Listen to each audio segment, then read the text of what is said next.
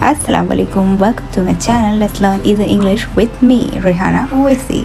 Hope you all do fine. So let's start our second level first topic, and that is,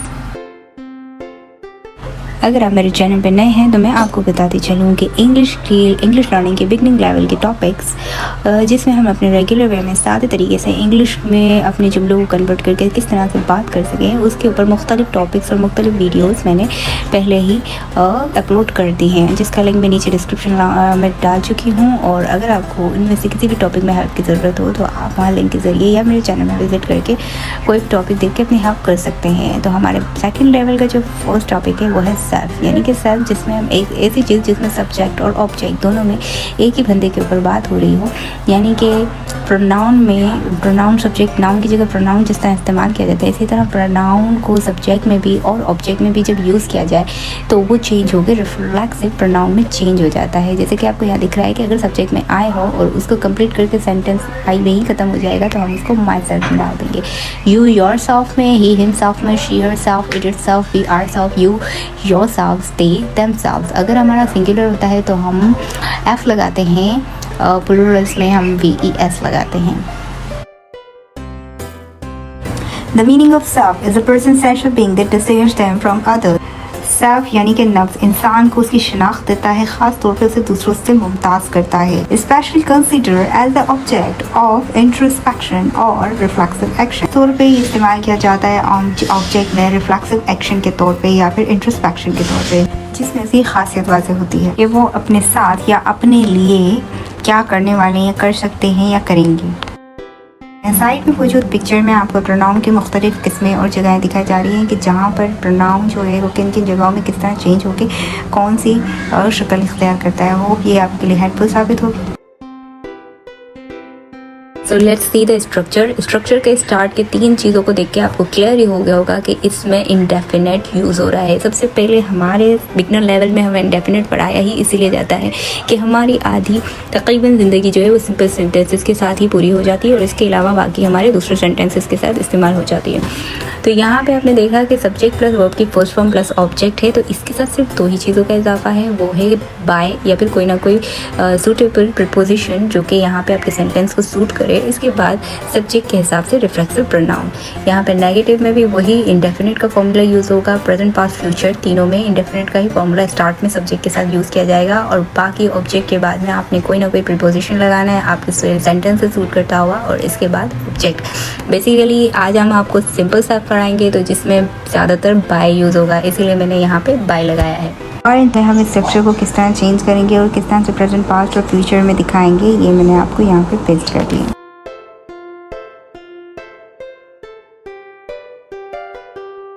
So let's start our example sentences. Number 1, हम अपना कारोबार ख़ुद चलाते थे। यहाँ पे एक इंसान अपने काम की बता रहा है कि हम अपना वो काम खुद करते थे, तो इसीलिए हम का जो ऑब्जेक्ट रिफ्लेक्सिव प्रोनाउन होगा वो आर सेल्फ होगा। तो we run our business by ourself, we didn't run our business by ourself, did we run our business by ourself. यहाँ पे सिंपल जुमले में वर्ब की सेकंड फॉर्म यूज़ हुई, लेकिन जब नेगेटिव में आए तो हमने नेगेटिव में डिड हेल्पिंग तौर पे यूज़ किया और सेकंड फॉर्म के तौर पे यूज़ किया, तो रन का वर्ब चेंज होकर फर्स्ट फॉर्म में आ गया। और इसी तरह जब हमने इंटरोगेटिव में डाला तो वहाँ पे भी वर्ब की फर्स्ट फॉर्म यूज़ हुई। नंबर 2 है, मैं स्कूल खुद से जाती हूँ।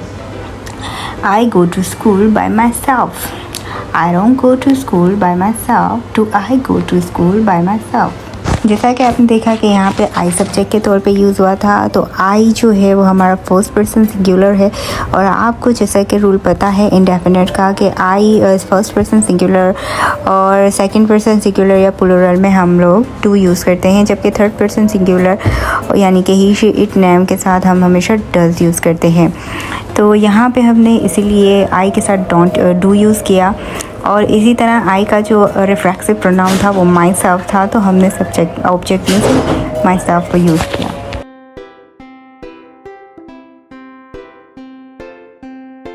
वो अपना ख़र्चा खुद उठाती है, she carries her expenses bye her own self. On self हमेशा वहाँ यूज़ होता है जब एक इंसान अपनी ज़िम्मेदारी या अपना काम अपने ख़ुद से करता है और उसमें किसी का कोई अमल दखल नहीं होता या फिर कोई हेल्प कुछ भी नहीं होती, स्पेशली जब मनी रिलेटेड बातें हों या ज़िम्मेदारी और रिस्पॉन्सिबिलिटीज़ हों, तो तब तो ऑब्जेक्ट के तौर पे ऑन सेल्फ यूज़ होता है। ऑन सेल्फ सिर्फ ही के लिए यूज़ नहीं होता। ऑन सेल्फ का मतलब होता है यानी ख़ुद से यानी कि एक ऐसी ज़िम्मेदारी जिसको शुरू से लेकर एंड तक सिर्फ हम खुद से ही कर रहे हैं, बिना किसी हेल्प के अपने ऊपर से ही लेके, चाहे वो मनी रिलेटेड हो या किसी भी काम के रिलेटेड, चाहे वो प्रोजेक्ट बनाना हो, चाहे आपको प्रिपरेशन करनी हो, चाहे आपको अपने लिए घर खरीदना हो, चाहे आपको अपने एक्सपेंसेस पे करने हो, चाहे आपको पिकनिक में जा रहे हो तो आपको अपना एक्सपेंस खुद उठाना हो, चाहे आप अपना सब खुद कर रहे हो।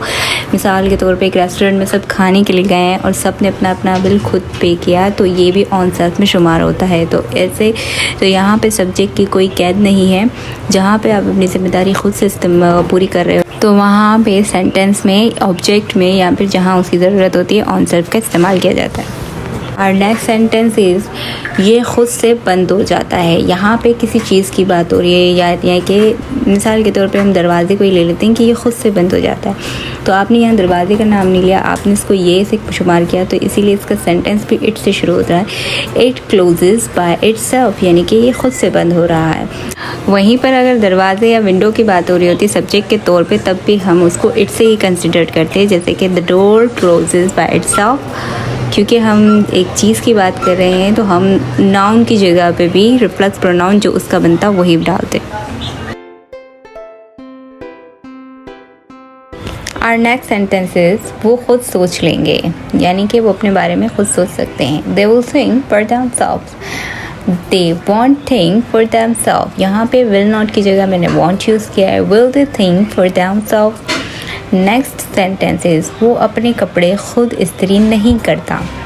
He doesn't iron his clothes by himself. Doesn't he iron his clothes by himself? यहाँ पे मैंने नेगेटिव प्लस इंटरोगेटिव का जुमला बनाया है। Does he iron his clothes by himself?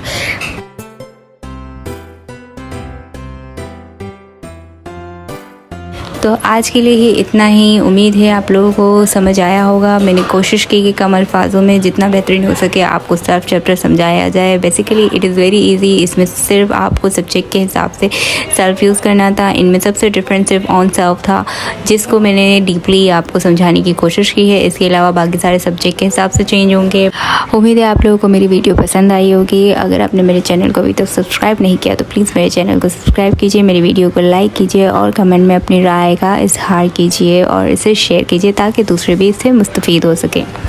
इंशाल्लाह अपने नेक्स्ट टॉपिक के साथ हम अपने नेक्स्ट वीडियो में मिलेंगे। तब तक के लिए आप अपना बहुत सारा ख्याल रखिए और अपने आसपास के लोगों और जानवरों का भी। अल्लाह हाफ़िज़।